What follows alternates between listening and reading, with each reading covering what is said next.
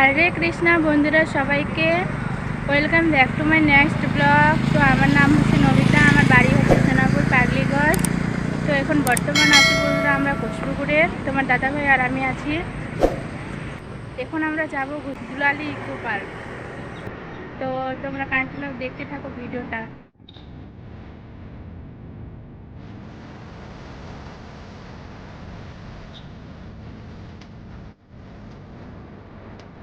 Guys, আমরা finally পৌঁছে গেছি পার্কে। আর আমার দাদাভাই, তোমাদের দাদাভাই গাড়িটা পার্কিং করতেছে আর কি। তো আমরা ভিতরে প্রবেশ করতেছি পার্কের মধ্যে, আর তোমরা অবশ্যই দেখতে থাকো পার্কের ভিতরে লুকটা কিরকম বন্ধুরা, তোমাদের অবশ্যই দেখানোর চেষ্টা করব। আর এটা আমি আর আমার দিদিভাই ভিতরে যাচ্ছি আর কি পার্কের মধ্যে। আর তোমাদের বলতে ভুলে গেছি, এটা আমার যা।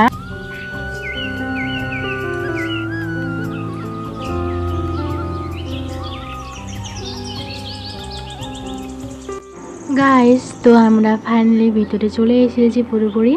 আর তোমরা দেখতে পাচ্ছ কীরকম মনোরম পরিবেশ, খুব শান্ত পরিবেশ বন্ধুরা। আর এখানে একটা দোলনা আছে, তো এটাতে আমি এখন উঠবো।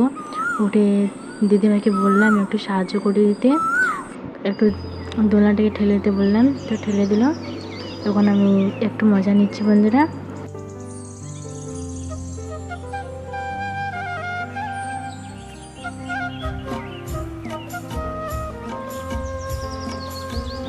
আর তোমাদের দুইটা দাদাভাইগুলোকে কি বলবো, আর ওরাও বাচ্চা হয়ে গেছে আজকে।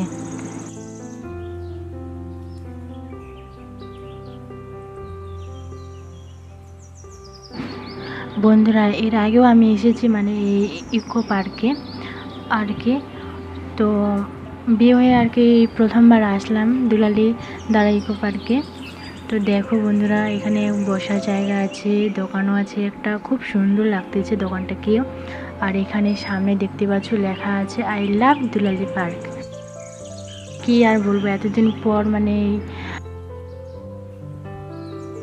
দুলালি দ্বারা ইকো পার্কে এসেছি, তো খুব আমার ভালো লেগেছে ইকো পার্কটা। তোমরাও চাইলে আসতে পারো বন্ধুরা, দেখতে পারো, দেখে যাও এই ইকো পার্কটাকে।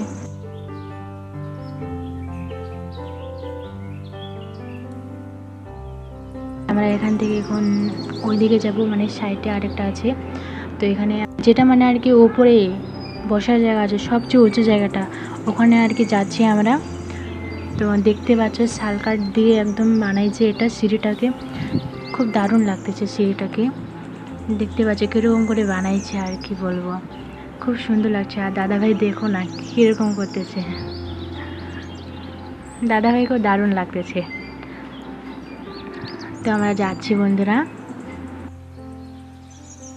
খুব সুন্দর আর শান্ত পরিবেশ বন্ধুরা। তোমরা যারা যারা এসেছো বা যারা যারা আসতে চাও কমেন্টে জানাও। দেখতে পাচ্ছ চারিদিকে শুধু গাছ আছে। আর আমরা গেছি বন্ধুরা পার্কে 4টায়, তো 4টায় অতজন ছিল না, না হলে কাপলগুলো থাকে শুধু।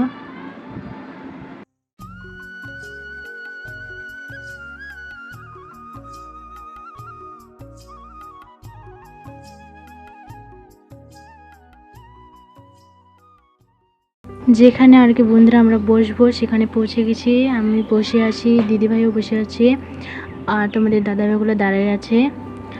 আর বাইকে চড়ে চুলগুলো খারাপ হয়ে গেছে, অবস্থা খারাপ।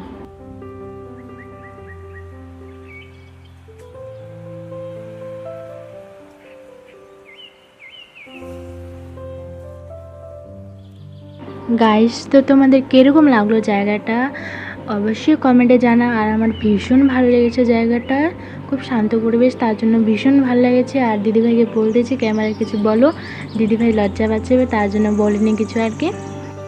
তোমরাও যদি আসতে চাও তো আসো, এই সুন্দর মনোরম পরিবেশটাকে দেখে যাও।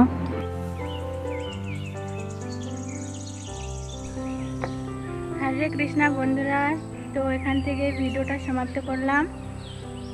আর এই ভিডিওটা যদি তোমাদের ভালো লাগে তো অবশ্যই লাইক, কমেন্ট অ্যান্ড সাবস্ক্রাইব করে দিও। হরে কৃষ্ণ সবাইকে, বাই বাই, করে দে।